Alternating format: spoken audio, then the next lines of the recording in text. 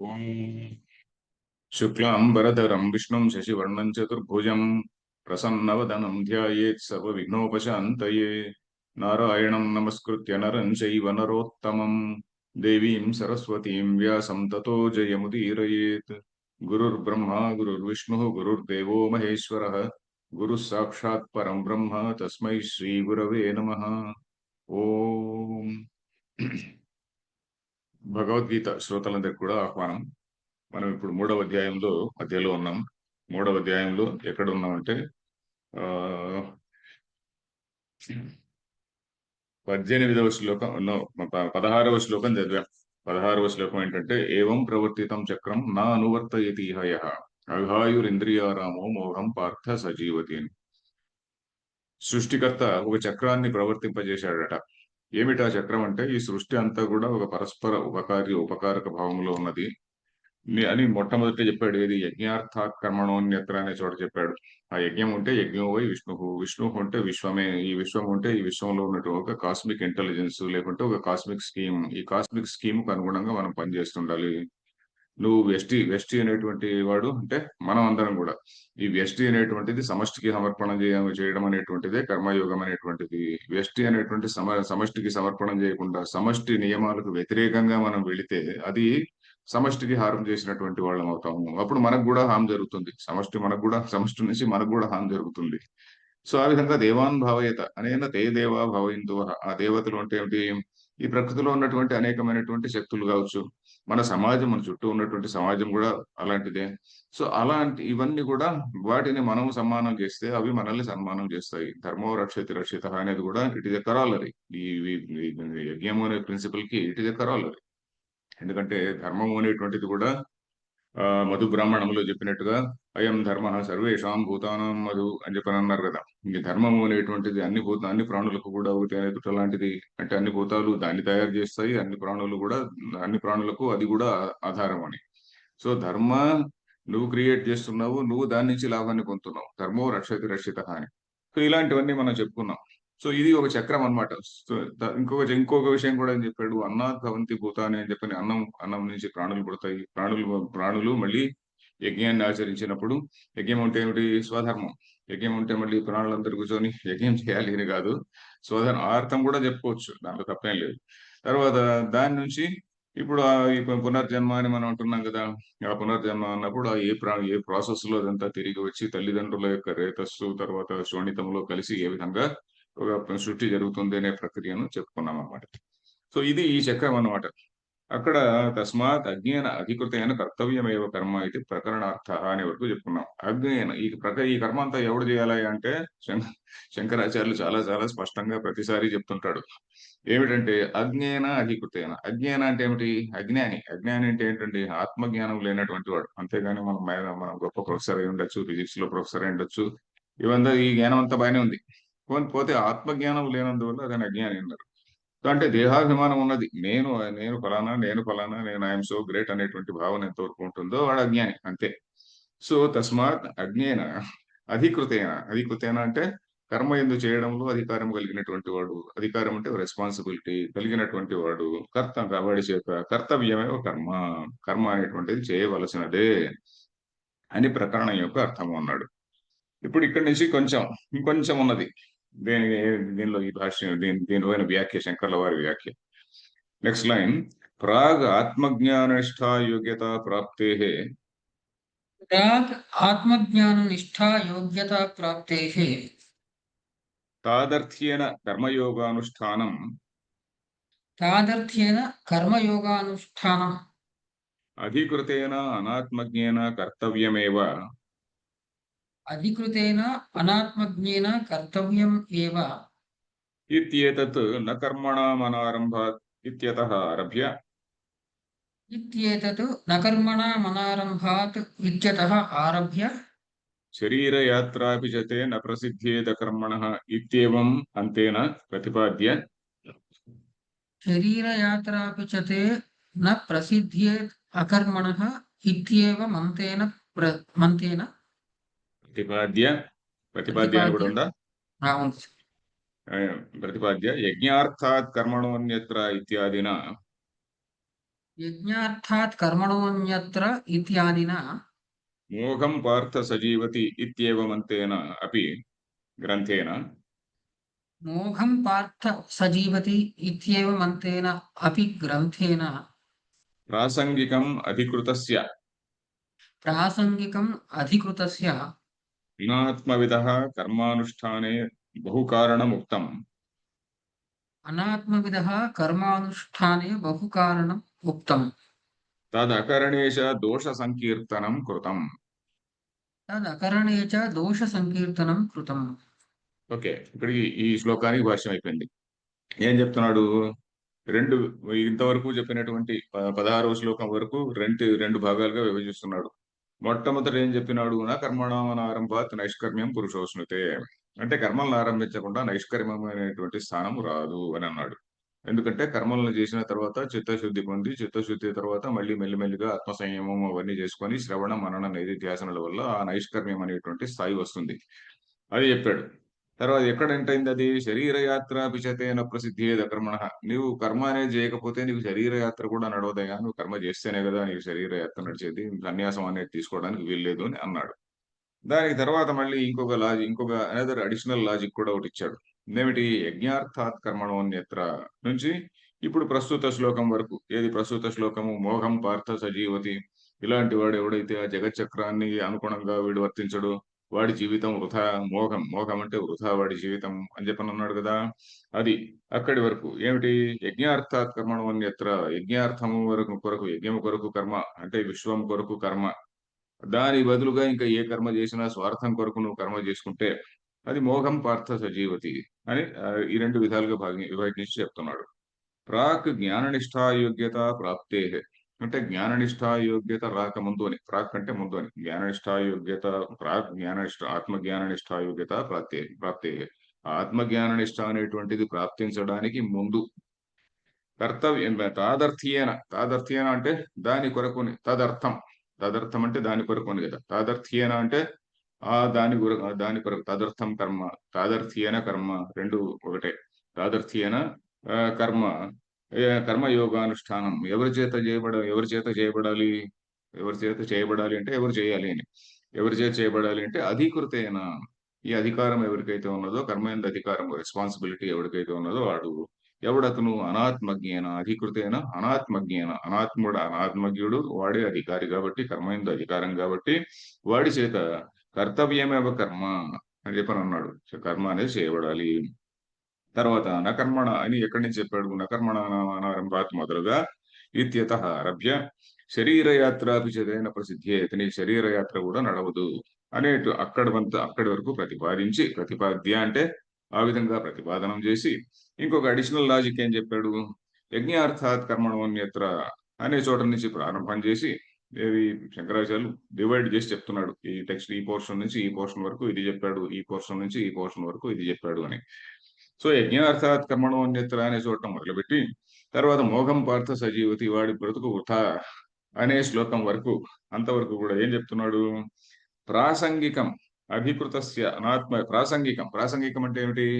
ఇప్పుడు ప్రసంగం అంటే ఇప్పుడు ఉన్నటువంటి కాంటెక్స్ట్ అన్నమాట. ఈ కాంటెక్స్ట్ కు సంబంధించినటువంటి ప్రాసంగికం అంటే ఈ ప్రసంగానికి అనుగుణంగా వచ్చినటువంటి మాట.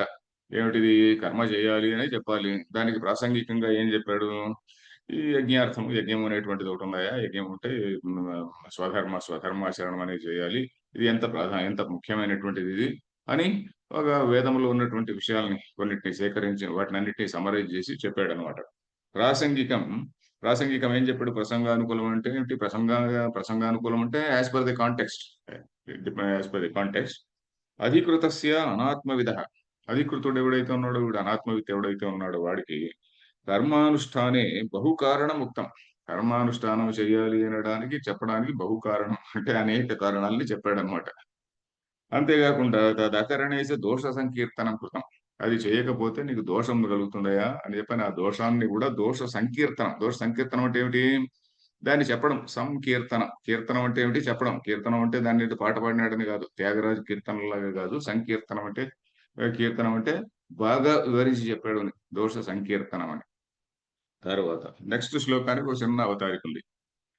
ఏవం స్థితే ఏవం స్థితే కిం ఏవం ప్రవర్తితం చక్రం సర్వేణ అనువర్తనీయం किम् एवं प्रवर्तितं चक्रं सर्वेण अनुवर्तनीयम् ఆహోస్విత్ आहोस्वित् పూర్వోక్త కర్మయోగానుష్ఠానోపాయ ప్రాప్యాం అనాత్మవిద.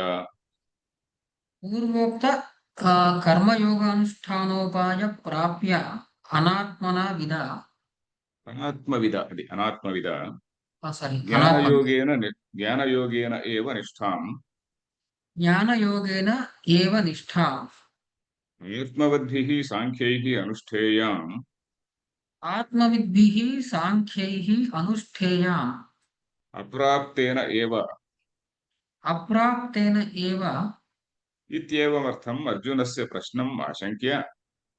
इत्येवमर्थम् अर्जुनस्य प्रश्नम् आशङ्क्य ఇక్కడ పూర్తిగా లే సెంటెన్స్ ఇక్కడ ఆపాం.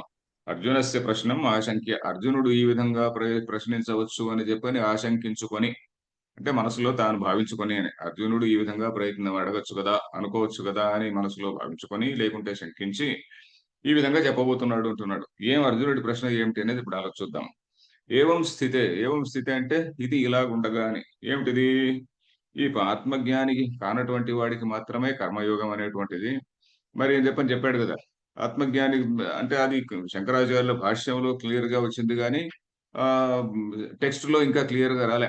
టెక్స్ట్ లో ఇంకా శంకరాచార్యుల భాష్యంలో మొదటి నుంచి అన్ని పాయింట్స్ చెప్పేస్తున్నాడు ఆయన, మనకు ముందే తెలిసిపోతున్నది.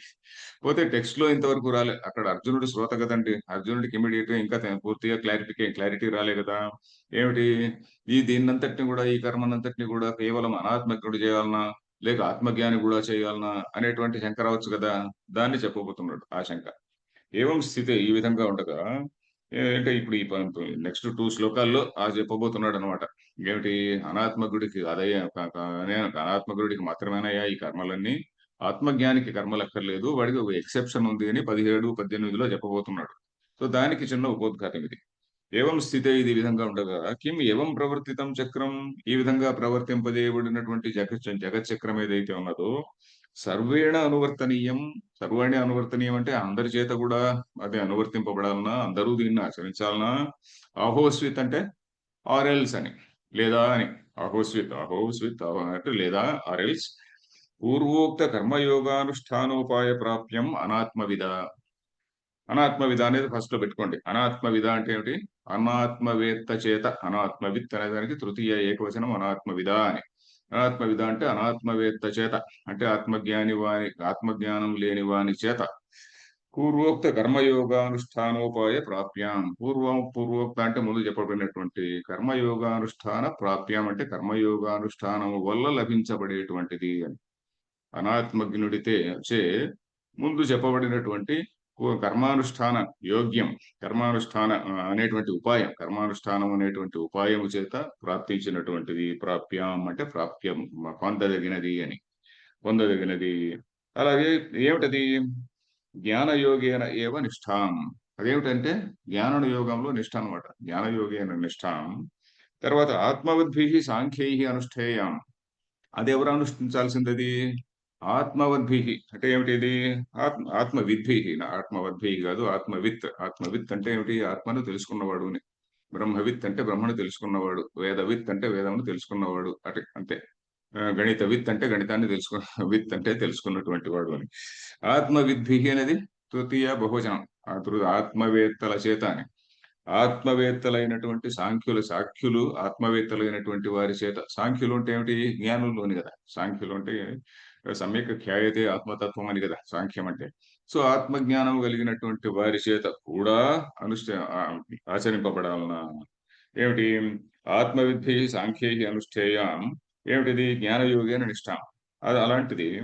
అనుష్ఠేయాం అప్రాప్తేన ఏవ, అది అనుష్ఠేయం దాన్ని పొందని వాని చేత మాత్రమేనా అని. అప్రాప్తేన ఏవ, ఇక్కడికి కూడా కలుపుకొని చదవాలి మనం. ఆత్మవిద్భిః సాంఖ్యైః అనుష్ఠేయాం అప్రాప్తేన ఏవ, ఇది కలుపుకొని చదవడం బెటర్, పూర్తి వాక్యం వస్తుంది. ఆత్మవిద్భిః సాంఖ్యైః అనుష్ఠేయాం జ్ఞానయోగేన నిష్ఠాం అప్రాప్తేన ఏవ అని. దీంట్లో ఉన్నటువంటి పదాలని అటు ఇటు మార్చుకోవాలి. ఎలాగంటే ఆత్మవిద్భిః సాంఖ్యైః అనుష్ఠేయాం అప్రాప్తేన ఏవ అని. ఆత్మవిద్ధి సాంఖ్య అనుష్ఠేయం అనేటువంటిది ఏంటి? జ్ఞానయోగి నిష్టం. ఆ జ్ఞానయోగ నిష్టను పొందని వాని చేత అప్రాప్తైన ఏవ వాడి చేత మాత్రమే చేయబడాలనా. ఓవరాల్ అర్థం ఏంటంటే జ్ఞాని కూడా చేయాలన్నా, జ్ఞానయోగ నిష్టను పొందని వాడి చేత మాత్రమే చేయబడాలనా అని. సో ఇది ఇత్యేవమర్థం అర్జునస్య ప్రశ్నం ఆశంక్య. ఇత్యేవమర్థం అంటే ఈ ఈ విషయమై ఈ విషయమై అర్జునుడి యొక్క ప్రశ్న ఈ విధంగా రావచ్చు అని చెప్పని ఆశంకించి, అంతేకాకుండా తను కూడా దీన్ని క్లారిఫై చేయాలి అనేటువంటి ఉద్దేశంతో అని చెప్పబోతున్నాడు. ఏమిటి? స్వయమేవ వయమేవ వా శాస్త్రార్థస్య వివేక ప్రతిపత్త్యర్థం శాస్త్రార్థస్య వివేక ప్రతిపత్త్యర్థం ఏతం వై తమాత్మానం విదిత్వా ఏతర్థం వై తమాత్మానం విదిత్వా నివృత్త మిథ్యాజ్ఞానాः సంతః బ్రాహ్మణాः నివృత్త మిథ్యాజ్ఞానాः సంతః బ్రాహ్మణాः మిథ్యాజ్ఞానవద్భిः అవశ్యం కర్తవ్యేభ్యः మిథ్యాజ్ఞానవద్భిः అవశ్యం కర్తవ్యేభ్యः పుత్రైషణాదిభ్యో వ్యుత్థాయ పుత్రైషణాదిభ్యో యుక్తాయ భిక్షాచర్యం శరీరస్థితిమాత్ర ప్రయుక్తం చరంతి. అథ భిక్షాచర్యం శరీరస్థితిమాత్ర ప్రయుక్తం చరంతి. న తేషాం ఆత్మజ్ఞాననిష్ఠా వ్యతిరేకేణ అన్యత్ కర్తవ్యమస్తి అన్యత్ కార్యమస్తి. न तेषाम् आत्मज्ञाननिष्ठा व्यतिरेकेण अन्यत् कार्यम् अस्ति ఇత్యేవం శృత్యర్థం इत्येवं श्रुत्यर्थम् ఇహ గీతాశాస్త్రే ప్రతిపిపాదయిషితం इह गीताशास्त्रे प्रतिपिपादयिषितम् ఆవిష్కుర్వన్ ఆహ భగవాన్. आविष्कुर्वन् आह भगवान्. ఓకే. గీతాశాస్త్రే ప్రతిపిపాదయిషితం అంటే ప్రతిపాదించడానికి ఇచ్చయించిన, లేకుంటే ఈ కోరబడిన. ప్రతిపిపాదయిష అంటే ప్రతిపాదయితం ఇచ్చ. గంతుమిచ్చ అంటే జిగమిష అని ఉంది కదా, ఆ విధంగా ఇదేమిటి కాదితమిచ్చ, భోక్తమిచ్చ, బుభుక్ష ఇట్లా ఉంది కదా. కాదితమిచ్చ ఏమిటి ఏదో ఉంటుంది, అది చూడాలి. ఎనివే అది సన్నంత ప్రత్యయం అంటారు, సన్నంత వాచకం అంటారు. ఏంటి? ప్రతిపిపాదయితం ఇచ్చ అంటే ప్రతిపాదించడానికి కోరబడిన, ఇచ్చబడిన ఇచ్చింపబడిన అని కూడా వాడుతున్నారు మన పుల్లల వారి వ్యాఖ్యానంలో. ఇచ్చింపబడిన అని కూడా ఉంది. సో లేకుంటే ఓకే, ప్రతిపాదించడానికి కోరిన, ప్రతిపాదించగోరిన అంటే సింపుల్ అండి. ప్రతిపాదించగోరినటువంటి ఏమిటి? గీతాశాస్త్రంలో ప్రతిపాదించగోరినటువంటి విషయాన్ని ఇప్పుడు చెప్పబోతున్నాడు, దాన్ని ఆవిష్కరిస్తూ చెప్తున్నాడు. ఏమిటది? శ్రీకృష్ణుడే స్వయమేవ తానే కృష్ణుడి అర్జునుడి ఈ విధంగా అడగచ్చు అనేది ఒక కారణం. లేక స్వయమే శాస్త్రార్థస్య వివేక ప్రతిపత్త్యర్థం, శాస్త్రార్థాన్ని సరిగా వివేకం అంటే ఏంటి? సరిగ్గా డిస్టింగ్విష్ చేసి దానిగా ఇది ఇది ఇది ఇది అని చెప్పని దాన్ని ఇది ఫలానా ఇది ఫలానా అని చెప్పని విడదీసి విశ్లేషించి తెలపడం కోసం. వివేక జ్ఞానం ఉంటే మనకు తెలుసు కదా. విచిర్ అనేటువంటి ధాతువు, విచిర్ అంటే విచిర్ పృథగ్భావి అంటే రెండింటిని వేరు చేసి ఇది అది అది ఇది, ఇది ఆత్మ ఇది అనాత్మ, ఇట్లా వివేకం చేసి చూపడం. వివేక ప్రతిపత్తి అర్థము, ప్రతిపత్తి అంటే జ్ఞానం. దానికోసం కొరకు ఏం చెప్పారు? బృహదారణ్యకోపనిషత్తులోని వాక్యాన్ని ఒకటి కోట్ చేస్తున్నారు. ఏమిటిది? ఏతం వైతమాత్మానం విదిత్వా, ఈ ఆత్మను ఏతం ఆత్మానం విదిత్వా, ఈ ఆత్మను తెలుసుకొని. బృహదారణ్యకోపనిషత్తులో ఉన్నటువంటి కాంటెక్స్ట్ ఇది. ఈ ఆత్మను తెలుసుకొని నివృత్త మిథ్యాజ్ఞానా అంటే ఏమిటి? నివృత్త మిథ్యాజ్ఞానా సంతో బ్రాహ్మణా. మిథ్యాజ్ఞాన సంతః అంటే ఇక్కడ సెయింట్స్ అని కాదు, అట్లాంటి మిథ్యాజ్ఞానము తొలగిన వారై అని. నివృత్త మిథ్యాజ్ఞాన సంతః అంటే మిథ్యాజ్ఞానము తొలగినటువంటి వారై. మిథ్యాజ్ఞానం అంటే ఏమిటి? ఈ శరీరం శరీరేంద్రియ సంఘాతమే నేను అనుకోవడం మిథ్యాజ్ఞానం. అలా కాకుండా నేను నేను అనేటువంటిది ఈ శుద్ధ పరమాత్మ స్వరూపమే అనేటువంటి భావనలో ఉన్నటువంటి వాడు. ఆ అహం అనేటువంటి ప్రత్యయం అనేటువంటి అహం అనే ప్రత్యయమే పూర్తిగా తొలగిపోయినటువంటి వాడు. అది అక్కడ విషయం, నివృత్త మిథ్యాజ్ఞాన అంటే. తర్వాత అలాంటి వాళ్ళు బ్రాహ్మణ అంటే, బ్రాహ్మణ అంటే ఇక్కడ కులము వర్ణము తీసుకోకూడదు. బ్రాహ్మణ అంటే బ్రహ్మనిష్ఠులు, బ్రాహ్మణ అంటే బ్రహ్మనిష్ఠులు అయినటువంటి వాళ్ళు, బ్రహ్మజ్ఞానం తెలిసినటువంటి వాళ్ళు అని. బ్రహ్మవేత్తి ఇది బ్రాహ్మణ. అది అలాంటి వాళ్ళు మిథ్యాజ్ఞానవద్భి అవశ్యం కర్తవ్యేభ్య. మిథ్యాజ్ఞానవంతుల చేత, మిథ్యాజ్ఞానవద్భి అంటే ఏంటి? మిథ్యాజ్ఞానవద్భి అంటే మిథ్యాజ్ఞానము కలవారి చేత అవశ్యం తప్పకుండా చేయవలసినటువంటివి అనేటువంటివి. కర్తవ్యేభ్య ఏంటది పుత్రైషణాదిభ్యో వ్యుత్థాయ అపుత్రైషణ దారేషణ లోకేషణ అని 3 ఏషణలు ఉన్నాయి కదండి. వీటి గురించి చెప్పుకున్నాం. పుత్రైషణ పుత్రులను పొందాలి అనేది ఒకటి, దారేషణ భార్య ఒకటి, విత్తేషణ కాదు లోకేషణ లోకములు పొందాలి అనేటువంటి కోరిక ఒకటి, దార ఎందుకు భార్య ఎందుకు యజ్ఞాలు చేయడం కోసం. సో ఇవన్నీ కూడా ఈ ఏషణాత్రయం అనేటువంటిది. పుత్రేషణ ఏంటి ధర్మ సంతానాన్ని ధర్మాన్ని అనువర్తింపజేయడం కోసం, దారేషణ తాను యజ్ఞం చేయడం కోసం, లోకేషణ తాను ఏదో లోకాలు పొందాలి అనేటువంటిది. ఈ 3 ఏషణలు ఉన్నాయి కదా. ఈ ఏషణాత్రయం నుంచి వ్యుత్థాయ అంటే వాటి నుంచి పైకి లేచి అని. లేవడం అంటే ఏంటి, దానికి అతీతంగా ఎదిగి, మానసికంగా అతీతంగా ఎదగడం అంటే మెచ్యూర్ అవుతాడు అన్నమాట వాడు. అంటే వ్యుత్థాయ ఇంగ్లీష్ లో ట్రాన్సెండింగ్ దీస్ 3 అని చెప్పుకోవచ్చు. సో వ్యుత్థాయ అథ భిక్షాచర్యం చరంతి.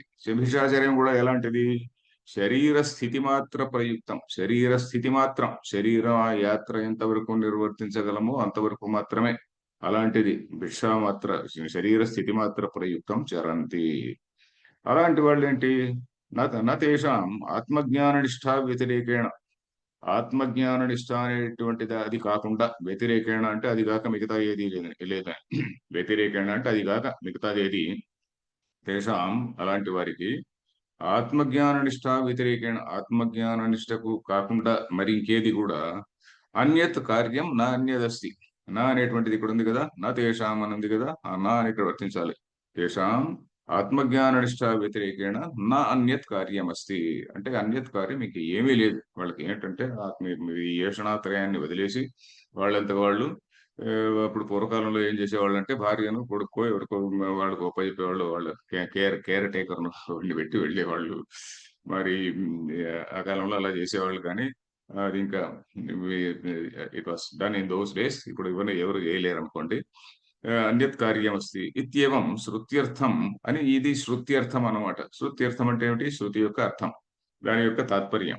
ఇహ గీతాశాస్త్రే ప్రతిపిపాదయిషితం. ఇక్కడ గీతాశాస్త్రములో ప్రతిపాదింపగోరినటువంటిది ఆవిష్కుర్వన్, ఆ అర్థాన్ని ఆవిష్కరిస్తూ, అంటే ఆ దానికి ఇంట్రొడ్యూసింగ్ దాట్ అని, ఇంట్రొడ్యూసింగ్ దట్ పర్టికులర్ ఐడియా అని.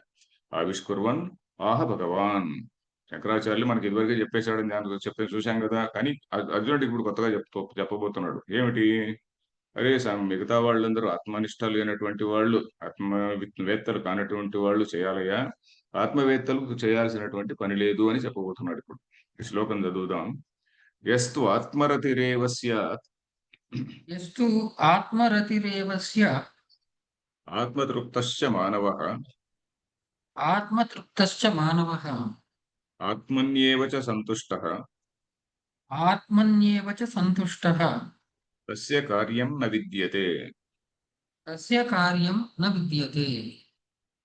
పద విభాగం చూస్తే యస్తు అని ఉంది కదా, యస్తు ఆత్మరతి ఏవ స్యాత్ అని ఉంది కదా. యస్తు ఆత్మరతి ఏవ స్యాత్. ఆ యస్తు మళ్ళీ విడగొడితే తు ఎవడైతే అని.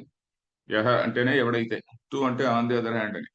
అంటే ఇది వరకు చెప్పినటువంటి వాడు అనాత్మజ్ఞుడి గురించి. ఇప్పుడు ఆత్మజ్ఞాని కాంటెక్స్ట్ అనమాట. తు ఎవడైతే, ఆన్ ది అదర్ హ్యాండ్ ఎవడైతే, ఆత్మరతి ఏవ స్యాత్. ఆత్మరతి అంటే ఏమిటి, ఆత్మయందే రమించువాడు. ఆత్మరతి ఏవ స్యాత్ ఉంటాడు, అలాగుంటాడు. అలాగే ఆత్మతృప్తశ్చ, ఆత్మయందే తృప్తి పొందుతున్నటువంటి వాడు. ఆత్మరతి అంటే ఆత్మయందే కోరిక, ఆత్మయందే తృప్తి అంటే ఆత్మను పొందడం వల్ల తృప్తి. ఆత్మతృప్త చ మానవ, మనుష్యుడు అంటే ఒక వ్యక్తి అనుకోండి, మనుష్యుడు. ఆత్మని ఏవ చ సంతుష్ట, ఆత్మయందే సంతోషం పొందినటువంటి వాడు. ఆత్మ చెందడం తెలుసుకోవడం వల్లనే సంతోషం పొందినటువంటి వాడు సంతుష్టుడు. సంతోషాన్ని పొందినటువంటి వాడిని ఏమంటాము, సంతుష్టుడు అంటాం. తృప్తి పొందినటువంటి వాడిని తృప్తుడు అంటాం. ఆ విధంగా ఆత్మని ఏవచ సంతుష్ట తస్య సంతుష్ట తస్య సంతుష్టస్తస్య అని ఉంది కదా, సంతుష్ట తస్య అతనికి కార్యం అంటే ఏమిటి, అవశ్యం నేను ఇది చేయాలి, ఇది నా డ్యూటీ అని చెప్పినటువంటిది ఏమీ లేదు. తస్య కార్యం, వేరే కార్యం అంటూ నా విద్యతే. వాడు ఆత్మజ్ఞానంలో ఉంటాడు అంతే. ఆత్మజ్ఞానంలో ఉంటాడు. ఎవరైనా జిజ్ఞాసులు ఎవరైనా వచ్చి ఏదైనా అడిగితే వాడు ఏదైనా చెప్తుంటాడు. ఆ విధంగా ఉంటుంది అతని లైఫ్ స్టైల్. అది పరివ్రాజకుని లక్షణం. ఇవన్నీ కూడా మనకు శాంతి పర్వంలో కూడా చాలా గొప్పగా చెప్తారండి. ఐ థింక్ శాంతి పర్వంలోని శ్లోకాలు కూడా ఇక్కడెక్కడో వస్తుంది. నెక్స్ట్ 2, 3 శ్లోకాల తర్వాత వస్తుంది అది. సో ఇక్కడ భాష్యం చూద్దాం ఇది. తస్య కార్యం న విద్యతే. అంటే ఏమిటి అక్కడ కార్యం, ఇంకా కార్యం అంటూ ఏముండదు. ఎందుకంటే కార్యం అనేది ఎవరికైతే ఉంటుంది, నేను ఫలానా, నేను ఎల్లయ్య, పుల్లయ్య అని అనుకునేటువంటి వాడికి, ఓ నేను ఇది చేయాలి, పొద్దున్న లేచి ఇది చేయాలి, ఈ రోజు బ్యాంక్‌కి వెళ్ళాలి, దీని తర్వాత ఇలాంటి పనులన్నీ ఉంటాయి. సో అలా కానిటువంటి వాడికి ఈ నేను ఫలానా అని ఆత్మ కర్తృత్వమే లేనటువంటి వాడికి కార్యం అనేటువంటిది ఏమీ లేదు. ఒకవేళ ఏదైనా లోక సంగ్రహం కోసం ఏదైనా కార్యాలు పనులు ఏదైనా చేస్తే చేస్తుంటాడు. ఏదైనా పాఠ్య అధ్యాపనము ఏదో చేస్తుంటాడు. లేకుంటే ఏదో భోజనం ఎవరైనా భిక్షకు పిలిస్తే భిక్షకు వెళ్తుంటాడు. అంతే. భిక్షను కూడా మళ్ళీ పేరు పెట్టకుండా తినాలన్నమాట. సన్యాసులు అనేటువంటి వాళ్ళు భిక్ష తినేటప్పుడు కూడా వాళ్ళు ఏమి బాగున్నా, బాగాలేకపోయినా, ఉప్పు వేసినా, ఉప్పు వేయకపోయినా కూడా పేరు పెట్టకుండా తింటుంటారు. నేను ఐ హావ్ సీన్. సో ఇది భాష్యం చూద్దాం. యస్తు సాంఖ్యః ఆత్మజ్ఞాననిష్టః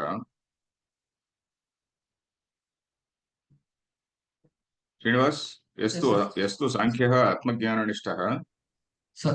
నవ यस्तु साङ्ख्यः आत्मज्ञाननिष्ठः ఆత్మరతిః ఆత్మని ఏవ రతిః న విషయేషు యస్య సః ఆత్మరతిః. आत्म आत्मरतिः आत्मन्येव रतिः न विषयेषु यस्य सः आत्मरतिः ఇంకా కొంచెం తక్కువగా చెప్తానులే. ఆత్మరతిః ఏవ ఏవ స్యాత్ భవేత్ आत्मरतिः एव स्यात् भवेत् ఆత్మతృప్తశ్చ ఆత్మనా ఏవ తృప్తః आत्मतृप्तश्च आत्मना एव तृप्तः అన్నరసాదిన न अन्नरसादिना మానవః మనుష్యః సన్యాసి मानवः मनुष्यः सन्न्यासी ఆత్మని ఏవ చ సంతుష్టః. आत्मनि एव च सन्तुष्टः ఇక్కడ ఆపుదాంలేండి. ఇంకా పూర్తి కాలే, సంతోషం పూర్తి కాలే. ఎవడైతే అని చెప్పని అంటున్నాడు కదా, ఎవడైతే ఆత్మతృప్తి రతి గలవాడు, ఆత్మతృప్తుడు, ఆత్మలందే సంతుష్టి గలవాడు అని ఇక్కడికి ఆగింది. యః తు సాంఖ్య, సాంఖ్య అంటే జ్ఞాని తెలుసు కదా, ఆత్మజ్ఞాన నిష్ట, ఆత్మజ్ఞానం అనేటువంటి నిష్టలో ఉన్నటువంటి వాడు. ఆత్మరతి అంటే ఆత్మయందు, రతి అంటే కోరిక అన్నమాట. ఆత్మయందు రతి అంటే ఆత్మయందు ఆసక్తి. విషయం పైన నాకు అతనికి రతి అంటే దానిపైన ఆసక్తి ఉన్నది అని. అది ఆసక్తి ఉన్నటువంటి వాడు, దానిపైనే ఇష్టం ఉన్నటువంటి వాడు, అది తప్ప ఇంకా మిగతా దేనిపైన ఇష్టం లేనటువంటి వాడు అని. తర్వాత ఆత్మని ఏవ రతిః న విషయేషు యస్య. విషయముల యందు, ఇంద్రియ విషయములందు లేదు. ఎందుకంటే అతను ఇంద్రియములు, మనస్సు వాటి నుంచి అతను అతీతుడై వెళ్ళాడు. సో ఇహ ఆత్మరతిః ఏవ స్యాత్ భవేత్. ఎవడైతే అలా ఉంటాడో, స్యాత్ అంటే భవేత్, ఆ విధంగా ఉంటాడో. ఆత్మతృప్తశ్చ, ఆత్మని యందే తృప్తి పొందినటువంటి వాడు. ఇక్కడ రతి, తృప్తి, సంతోషము అని 3 వాడారు కదండి.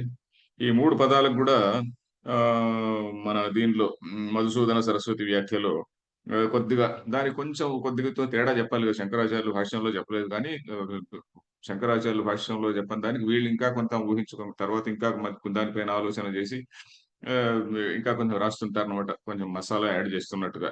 రతి అంటే ఏమిటి? ఒక విషయంలో పోయినటువంటి ఆసక్తి. తృప్తి అంటే ఏమిటి? ఆత్మ తృప్త అన్నప్పుడు తృప్తి అంటే ఏదైనా పొందిన తర్వాత లభించేటువంటిది. నాకు మామిడి పండు పైన ఆసక్తి ఉన్నది, అది లభించిన తర్వాత, ఇప్పుడు సీతాఫలం సీజన్ అనుకోండి, అది లభించి తిన్న తర్వాత వచ్చేటువంటిది తృప్తి. ఆ తృప్తి తర్వాత వచ్చినటువంటిది, ఆ తృప్తి అలాగే కొంతకాలం బాగా అలాగే అలాగే కొనసాగింది అనుకోండి. మనకు మామూలుగా విషయాల తృప్తి అయితే ఒకసారి తృప్తి ఉంటుంది. భోజనం బాగా కడుపు నిండిన వెంటనే తృప్తిగా ఉంటుంది. తర్వాత ఇంకొంతసేపటికి ఆకలిస్తుంది కదా. సో ఇప్పుడు ఆత్మతృప్తి అనేటువంటిది అలాంటిది కాదు. ఈ ఆత్మను పొందిన తర్వాత ఈ ఆత్మతృప్తి అనేటువంటిది ఎల్లకాలం ఉండేటువంటిది. సో దాని అందే సంతోషం. ఆ తృప్తి అనేటువంటిది ఒకసారి పొందిన తర్వాత అది అలాగే కొనసాగుతుంటుంది కాబట్టి, ఆ కొనసాగడంలో ఉన్నటువంటి ఆ సంతోషం అన్నమాట. అది ఆత్మ సంతుష్ట అంటే. సో ఈ విధంగా అర్థం చెప్పారు వారు. అది కూడా మనం అంగీకరించవచ్చు. ఎందుకంటే ఏదైతే సిద్ధాంతానికి వ్యతిరేకంగా లేదో అలాంటి ఇంటర్ప్రిటేషన్ మనం అంగీకరించవచ్చు. సో ఆత్మతృప్త వాళ్ళందరూ కూడా ఈ పరంపరలో, శంకర పరంపరలో ఉన్నటువంటి వాళ్ళే. నీలకంఠ గాని, ఆనందగిరి గాని, తర్వాత భాష్యోత్కర్ష దీపిక రాసినటువంటి ధనపతి అనే ఆయన గాని, వీళ్ళందరూ కూడా ఈ ఈ ట్రెడిషన్ లో ఉన్నటువంటి వాళ్ళే, అద్వైత సంప్రదాయంలో ఉన్నటువంటి వాళ్ళే. కాబట్టి వాళ్ళు చెప్పింది, వాళ్ళు మళ్ళీ ఒకరొకరు అంతంతో ఆయన చెప్పింది తప్పు, ఈయన చెప్పింది అంటుంటారు కానీ శంకర్ల వారు చెప్పింది తప్పు అని ఎవరు అనరు. సో ఎనీవే, సో కాబట్టి వాళ్ళందరూ కూడా ఫాలోవర్స్ లాగా. So okay. ఇక్కడ ఏముంది ఇక్కడ? ఆత్మతృప్తశ్చ ఆత్మనా ఏవ తృప్తః నా అన్నరసాదిన. అన్నరసం, అన్నరసాదిన అంటే భోజనము, ఇంకా మిగతా శరీరానికి కావాల్సినటువంటి ఇన్ని ఇంద్రియాలకు తృప్తి కలిగించేటువంటి విషయాలపైన ఏమీ లేవు. ఎందుకంటే దేహముతో ఆ తాదాత్మ్యం అంటే ఐడెంటిఫికేషన్ అనేది తొలగిపోయింది కాబట్టి మానవ మనుష్య సన్యాసి. ఇక్కడ మానవ అంటే మనుష్య, సన్యాసి. శంకరాచార్యులు కొంచెం సన్యాసి అంటే కొద్దిగా ఆయనకు ఇది ఉంది కాబట్టి సన్యాసి అన్నాడు. దీనికి మధుసూదన సరస్వతి కొంచెం చెప్పాడు. మనుష్య మాత్ర అన్నాడు. మధుసూదన సరస్వతి వ్యాఖ్యలో మనుష్య మాత్ర, బ్రాహ్మణాది విశిష్టత్వ అవన్నీ ఏమి అక్కర్లేదు. బ్రాహ్మణుడు అనేటువంటిది ఏమీ లేదు. మనుష్య మాత్రుడు ఎవరైనా కూడా బ్రహ్మజ్ఞానానికి అధికారి అని ఆయన మధుసూదన సరస్వతి అక్కడ రాస్తాడు అనమాట. అది మనం చాలా నోట్ చేసుకోవాల్సినటువంటి విషయం. ఎందుకంటే శంకరాచార్యులు వారు మిస్ అయినటువంటివో లేక కొంత చెప్పి వదిలేసి ఉంటాడు. వాళ్ళ ఇంట్లో మీరు మిగతా వాళ్ళు పోతారు కదా అని. సో మానవ అంటే వాడేదో ఒక ఒట్టిగా మన మానవుడు అంటే మనుష్య మాత్ర, ప్రతి ఒక్క మనిషి కూడా బ్రాహ్మణత్వాది విశిష్టత్వమేం అక్కర్లేదు అని చెప్పని కూడా రాశాడు ఆయన. తర్వాత మనుష్య సన్యాసి ఆత్మని ఏవచ సంతుష్ట, ఆత్మయందే సంతోషాన్ని పొందినటువంటి వాడు. అలాంటి వాడుకు నెక్స్ట్ లైన్, సంతోషో హి బాహ్యార్థలాభే సర్వస్య భవతి, సంతోషో హి బాహ్యార్థలాభే సర్వస్య భవతి, తం అనపేక్ష్య ఆత్మని ఏవచ సంతుష్టః. తం అనపేక్ష్య ఆత్మని ఏవ చ సంతుష్టః, సర్వతో వీత తృష్ణః ఇత్యేతత్. సర్వతో వీతతృష్ణః ఇత్యేతత్. స య ఈదృశః ఆత్మవిత్ య ఈదృశः ఆత్మవిత్ తస్య కార్యం కరణీయం తస్య కార్యం కరణీయం న విద్యతే నాస్తి ఇత్యర్థః. న విద్యతే న అస్తి ఇత్యర్థః. ఓకే.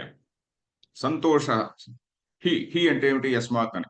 సో అంటే సంతోషం అంటే ఏమిటి అనేది ఎక్స్ప్లెయిన్ చేస్తున్నాడు. ఏమిటి సంతోషోహి, సంతోషం అంటే ఏమిటి? బాహ్యార్థ లాభే సర్వస్య భవతి. బాహ్యార్థం, సంతోషం ఎప్పుడు కలుగుతుంది? బయట నుంచి ఏదైనా వస్తే వచ్చి మనకు లాభం కలిగితే బాహ్యార్థం, బయట నుంచి వచ్చినటువంటి ఒక అర్థం అంటే ఒక విషయం అనుకోండి, ఏదో ఆబ్జెక్ట్ అనుకోండి, లేకుంటే ఇంకేదో సమ్ ప్లెజర్ అనుకోండి. దాన్ని పొందడం వల్ల మనకు వస్తుంది. తమ్ అనపేక్ష, అలాంటి దాన్ని అనపేక్ష అంటే అలాంటి ఎక్స్పెక్టేషన్ ఏమీ లేకుండా, ఇర్రెస్పెక్టివ్ ఆఫ్ దట్ అన్నట్టుగా. తమ్ అనపేక్ష అంటే అది లేకుండానే అని, అనపేక్ష అది లేకుండానే, అలాంటి బాహ్యార్థ లాభం లేకుండానే, దాన్ని అపేక్ష అనేటువంటిదే లేకుండా ఆత్మని ఏవచ సంతుష్ట, ఆత్మయందే సంతోషం పొందినటువంటి వాడు. ఎలా? ఎందుకని? సర్వతో వీత తృష్ణ. వీత తృష్ణ అంటే అంటే విగత, వెడలిపోయినటువంటి తృష్ణ గలవాడు. వీత తృష్ణ అంటే విగత తృష్ణ యస్య సహ వీత తృష్ణ అని. అంటే వాడికి తృష్ణ అనేటువంటిదే ఎగిరిపోయింది. వీత, వీత అనేది అడ్వర్టైజ్మెంట్స్ లో కూడా చూస్తుంటాం. వీత అనే ఏదో వెంట్రుకలు, బహుశా వాడి సంస్కృతం రూట్ ఎలా వాడాడో తెలియదు. వీత అంటే తొలగిపోవడం అనమాట. సో వీత తృష్ణ, సర్వతో వీత తృష్ణ అంటే తృష్ణ అనేటువంటిది తొలగిపోయింది అతని నుంచి. ఫలానా వ్యక్తిని ఇది విషయం కావాలి అని కానీ, ఈ రోజు నాకు సరైన భోజనం దొరకాలని కానీ ఏమీ లేదు. ఏది దొరికితే ఎత్ర క్వచన శాయిచ అని చెప్పబోతున్నాడు. ఏనకేనచిద్ ఆశిత, ఏదుంటే అది తింటాడు ఆ విధంగా. సో వీత తృష్ణ ఇత్యేతత్. ఈదృశ ఆత్మవిత్, ఎవడైతే ఈ విధమైనటువంటి ఆత్మవేత్త ఉన్నాడో తస్య అతనికి కార్యం కరణీయం, కరణీయం అంటే చేసి తీరాలి, నా విధి ఇది, నా కర్తవ్యం ఇది, నా ధర్మం ఇది అనేటువంటి విషయం నా విద్యతే నాస్తి ఇత్యర్థ. అలాంటి అతని కర్తవ్యం అనేటువంటిది లేదు అని. ఇక్కడికి ఇది అయిపోయింది 17వ శ్లోకం. ఇంకో శ్లోకం చదవచ్చు, టైం ఉంది. నైవ తస్య కృతేనార్థో నైవ తస్య కృతేనార్థో కృతేనేహ కశ్చన నా కృతేనేహ కశ్చన నచాస్య సర్వభూతేషు న చాస్య సర్వభూతేషు కశ్చిదర్థవ్యపాశ్రయః. కశ్చిదర్థ వ్యపాశ్రయః.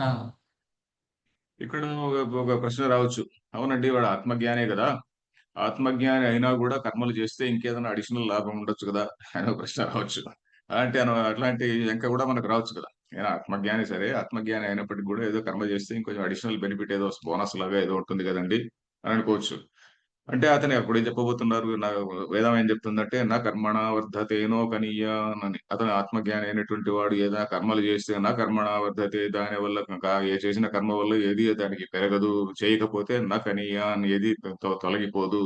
సో ఆత్మజ్ఞాని అయినటువంటి వాడు ఒక స్టేబుల్ లెవెల్లో ఉంటాడు, సముద్రం లెవెల్లో ఉంటాడు. సముద్రంలోకి ఇంకో కొన్ని నీళ్లు వచ్చి చేరినా దీని లెవెల్ పెరగదు, సముద్రం నుంచి కొన్ని నీళ్లు ఆవిరైనా కూడా ఇది తగ్గదన్నమాట. సో ఈ విధంగా నా కర్మణ వర్ధతే నా నోకనీయాన్ ఇట్లాంటి వాక్యాలు చాలా చేత ఉన్నాయి. కర్మల చేత వాడికి అంటే కర్మలు చేయడం వల్ల వాడికి పుణ్యం అనేటువంటిది రాదు, చేయకపోతే పాపం అనేటువంటిది రాదు, ప్రత్యవాయం రాదు. ఇలాంటి వాక్యాలు ఉన్నాయి. అందువల్ల వాటిని గుర్తుపెట్టుకొని ఈ శ్లోకం ఉన్నది. నైవ తస్య కృతేన అర్థః. నైవ అంటే న ఏవ, న ఏవ నైవ తస్య కృతేన అర్థః. న అకృతేన ఇహ కశ్చన, న అకృతేన ఇహ కశ్చన, న చ అస్య సర్వభూతేషు కశ్చిత్ అర్థవ్యపాశ్రయ. అర్థవ్యపాశ్రయ అనేటువంటిది ఒకటే పదం. అర్థవ్యపాశ్రయ అంటే ఒక ప్రయోజనాన్ని ఉద్దేశించి ఎవరినైనా ఏదన్నా దేన్నైనా లేక ఎవరినైనా ఆశ్రయించడం. అర్థవ్యపాశ్రయ అంటే అర్థం అంటే ప్రయోజనం అని. అర్థవ్యపాశ్రయ అంటే అర్థమధికృత్య అంటే అర్థం కొరకు ప్రయోజనం కొరకు అన్యస్య ఆశ్రయణం ఎవరినో ఒకరిని ఆశ్రయించడం అనేటువంటిది అది అర్థవ్యపాశ్రయ అని. సో ఇక్కడ చూడండి, ఇది నైవ తస్య కృతేన అర్థ, నా ఏవ తస్య. తస్య అంటే ఆత్మజ్ఞాని అయినటువంటి వాడికి కృతేన, కృతం అంటే ఏమిటి? కర్మ. కృతేన నా అర్థ అంటే నా ప్రయోజనం ఏమీ లేదు. నైవ తస్య కృతేన అర్థం అంటే కర్మ చేయడం వల్ల వాడికి అడిషనల్ బెనిఫిట్ ఏమి లేదండి అని. కృతేన నా అర్థ నా అకృతేన, అది చేయకపోతే వాడికి లాస్ కూడా ఏమి లేదు. చేయకపోతే ఏదైనా ఏదో కర్మ చేయలేదు అనుకోండి, కర్మ చేయకపోతే అతనికి నష్టం కూడా ఏం లేదు. ఇప్పుడు మనం కొంతమంది స్వామీజీలను చూస్తుంటాము. ఆత్మజ్ఞానులే, ఆత్మజ్ఞానులు కూడా వాళ్ళు ఏదో లోకం కొరకు లోకాన్ని కొంచెం మంచి మార్గంలో పెట్టడం కోసం వాళ్ళు కూడా ఏదో కర్మ చేసినట్టు కనిపిస్తుంటారు. మనం శృంగేరికి వెళ్ళినప్పుడంతా, లేకుంటే కంచిగా ఎక్కడికన్నా వెళ్ళినప్పుడంతా కూడా ఈ స్వాములు చూస్తుంటాం. వాళ్ళు చాలా గంట సేపు కూర్చొని పూజ చేస్తుంటారు. స్వాములందరూ ఇక్కడ పూజ చేస్తున్నారు ఏమిటి, ఆత్మజ్ఞానులు కదా అని మన డౌట్ రాకూడదు అనమాట. ఎందుకంటే వాళ్ళు మన కోసం చేస్తున్నారు అంతే. వాళ్ళు స్వామీజీ ఇలా చేస్తాడండి, స్వామీజీ ఇలా సో అభిషేకం చేసేటప్పుడు ఆయన ఇలా చేస్తాడు, మరొకటి చేస్తాడు అని చెప్పి మనం కూడా చూసి ఏదో నేర్చుకుంటామని. సో అది, సో అతనికి ఏం ప్రయోజనం లేదు, దాని నుంచి గొప్ప ఒరిగేది ఏం లేదు ఆయనకి. నతస్య కృతేన అర్థ నా అకృతేన, చేయకపోతే లాస్ కూడా ఏం లేదు. చేయనటువంటి వాళ్ళు కూడా చాలా మంది ఉన్నారు, వాళ్ళకి నష్టం కూడా ఏం లేదు. ఇప్పుడు మనకు చాలా మంది ఇప్పుడు ఆ, ఆ, రామకృష్ణ ట్రెడిషన్ లో, వివేకానంద రామకృష్ణ ట్రెడిషన్ లో స్వామీజీస్ చాలా మంది ఉన్నారు.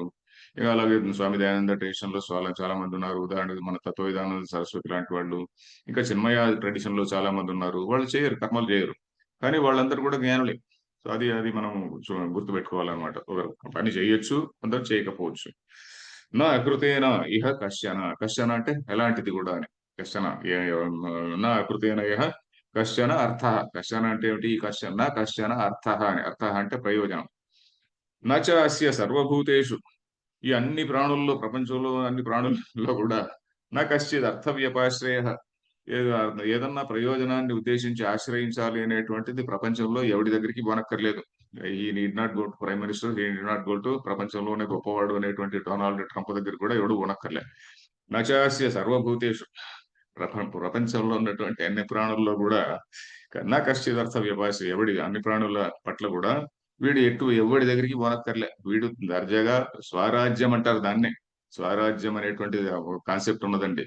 స్వరాజ్యం భోజ్యం అని చెప్పి మనం మామూలుగా మంత్రపుష్పంలో కూడా చెప్పుకుంటున్నాం. మన హారతి ఇచ్చే టైంలో మా శ్లోకం, ఒక మంత్రం ఉన్నది, దానిలో కూడా చెప్పుకుంటుండే. స్వరాజ్యం అంటే ఏంటంటే స్వరాట్, తను ఆల్రెడీ ఆత్మ జ్ఞాని కాబట్టి వీడు ఈ లార్డ్ అంటూ హిమ్సెల్ఫ్ అనమాట. He need not bend his head before anybody.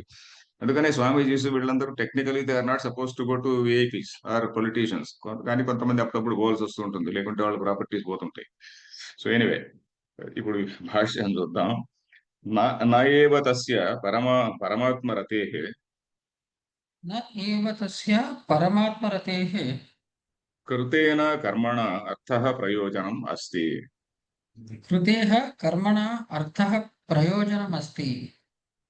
నా ఏవ తస్య, నైవ తస్య అన్నాడు. అది ఎవరు? ఈ తస్య ఎవడు అంటే ఎవరు? పరమాత్మరతే, పరమాత్మరతి కలవాడు.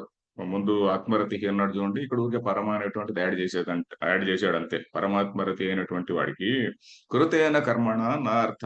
కృతేన అంటే కర్మణ, కృతేన అంటే కర్మణ, కర్మ వల్ల. కృతేన అనే పదం ఎందుకు వాడాడు కృష్ణుడు అంటే, దీనిలోనే వేదంలో ఉంది కాబట్టి. ఉన్న కర్మణ వర్ధతేనో కనీయ అని ఉంది కాబట్టి. కృతేన అనే పదం కూడా ఇంకో వాక్యంలో వస్తుంది. సో నైవతస్య కృతేన అర్థ, దాని నుంచి ప్రయోజనం ఏమీ లేదు. కృతేన కర్మణ అర్థ ప్రయోజనం అస్తి, అలాంటి వాడికి వ్యక్తికి ఏమీ లేదు. అస్తు తర్హి అకృతేన అకరణేన ప్రత్యవాయాఖ్య అనర్థ. तर्हि अकृतेन अकरणेन प्रत्यवायाख्यः अनर्थः ఓకే. అర్థము ప్రయోజనము, అనర్థము అంటే హాని. అనర్థం అంటే హాని. అస్తు తర్హి సరే అయితే, అస్తు తర్హి అంటే సరే అయితే అని. అస్తు అంటే సరే అని అంటాం కదా! అస్తు అస్తు అలాగా ఉండుగాక అని. అస్తు తర్హి సరే అయితే, అలాగైతే సరేలే అలాగైతే అకృతేన అంటే ఏమిటి? అకరణేన. అకరణేన అంటే ఒక పని చేయకపోవడం వల్ల ప్రత్యవాయాఖ్య ప్రత్యవాయము అను పేరు గల, ఆఖ్య అంటే పేరు అని తెలుసుకున్నాం కదా! గీతాఖ్యైః అంటే గీత అనేటువంటి పేరు గల అని. గీతలు అని పేరు గల అని అంటున్నాం కదా! ఆఖ్య అంటే పేరు. ప్రత్యవాయాఖ్య అంటే ప్రత్యవాయము అనే పేరు గల ఆఖ్య గల అనర్థము. అనర్థం అంటే హాని. అలాంటి హాని కూడా లేదు. వాడికి వస్తే లాభము లేదు, నష్టము లేదనమాట. తర్వాత నా అకృతేన ఇహ లోకే न अकृतेन इह लोके కశ్చన కశ్చిదపి कश्चिदपि ప్రత్యవాయ ప్రాప్తిరూపః प्रत्यवायप्राप्तिरूपः ఆత్మహాని లక్షణో వా आत्महानि लक्षणो वा నైవాస్తి नैव अस्ति న చాస్య సర్వభూతేషు न च अस्य सर्वभूतेषु బ్రహ్మాది స్థావరాంతేషు భూతేషు ब्रह्मादिस्थावरान्तेषु भूतेषु కశ్చిత్ అర్థవ్యపాశ్రయః. कश्चित् अर्थव्यपाश्रयः ఓకే. నా అకృతేన, అకృతేన అంటే పని చేయకపోతే, కర్మ చేయకపోతే, అకృతేన ఇహ లోకే అంటే లోకంలో, నా కృతేనేహ అని ఉంది కదా! నా కృతేనేహ ఇహ నా ఇహ అనేది కూడా ఉంటుంది. నా అకృతేన ఇహ, ఇహ అంటే లోకే అని.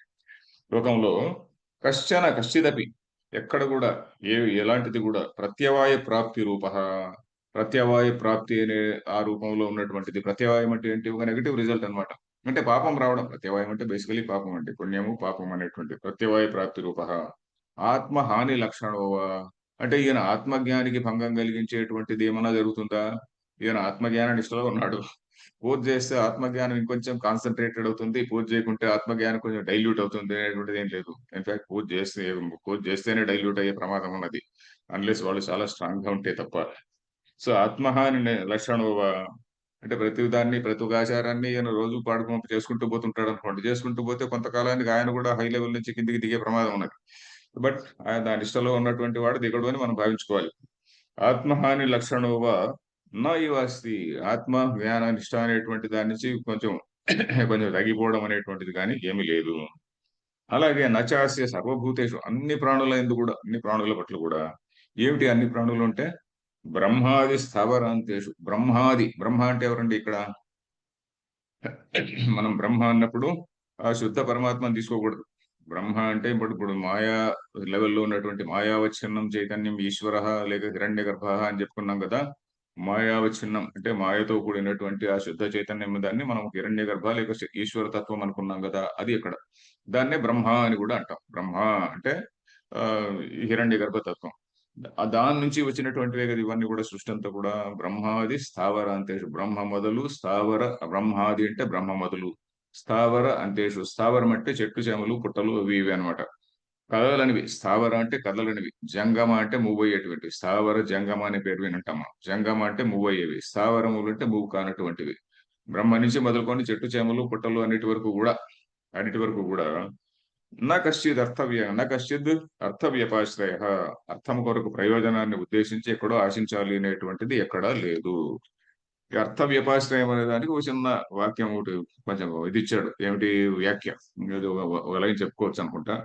ప్రయోజన నిమిత్త క్రియాసాధ్యో వ్యపాశ్రయ प्रयोजननिमित्तक्रियासाध्यो व्यपाश्रयः వ్యపాశ్రయణం व्यपाश्रयणम् కంచిద్ భూత విశేషం ఆశ్రిత్య कञ्चित् भूतविशेषम् आश्रित्य న సాధ్య అస్తి అర్థ న సాధ్య కశ్చిద్ అర్థ అస్తి न साध्यः कश्चित् अर्थः अस्ति అస్తి అస్తి ఏన తదర్థ క్రియ అనుష్ఠేయ స్యాత్. येन तदर्था क्रिया अनुष्ठेया स्यात् ఓకే. ప్రయోజన నిమిత్త క్రియా సాధ్య అంటే ప్రయోజనము కొరకు నిమిత్తం అంటే ఇక్కడ అర్థం అంటే ప్రయోజనం అని చెప్పుకున్నాం కదా! వ్యపాశ్రయ అని చెప్పుకున్నాం కదా! ఆ అర్థం అనే దాన్ని వివరించి చెప్తున్నాడు అనమాట. అర్థ వ్యపాశ్రయ అంటే ప్రయోజన నిమిత్తం.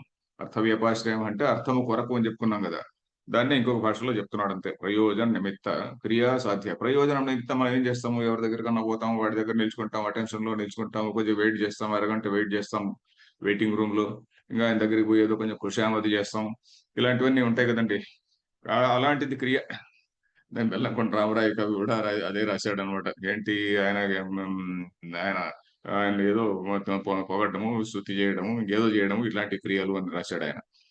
సో ప్రయోజన నిమిత్త క్రియాసాధ్య. ప్రయోజన నిమిత్త ప్రయోజనాన్ని కోరి ఆ, మనం చేసేటువంటి పనులు ఏవైతే ఉన్నాయో దాన్ని వ్యపాశ్రయ. వ్యపాశ్రయ అంటే ఒక ఆశ్రయం, ఒక ఆశ్రయాన్ని పొందడం. ఏదో ఎవరో ఉద్యోగం కావాలి, వాడి దగ్గరికి ఎవరినో పోయి పట్టుకుంటాం, పట్టుకొని వాడి దగ్గరికి పోయి వాడిని ఆశ్రయిస్తాం. ఆ వ్యక్తి అనేటువంటి వాడు ఇక్కడ వ్యపాశ్రయ. వ్యపాశ్రయ అంటే ఆశ్రయం. ఆ వ్యపాశ్రయణం. వ్యపాశ్రయ అనే దానికి అర్థం ఏం చెప్పాడు? వ్యపాశ్రయణం అంటే ఆశ్రయం. మనం ఎవరి దగ్గర పోయి ఒక శరణ పొందాం, ఆశ్రయాన్ని పొందామని, అక్కడ ఆశ్రయాన్ని పొందినాడు అంటాం కదా, అది అది ప్రయోజన నిమిత్తం. మనం ఒక ప్రయోజన నిమిత్తం, ప్రయోజనం కొరకు మనం ఎవరినో వాడిని ఆశ్రయించడం అనమాట వ్యపాశ్రయం అనేటువంటిది.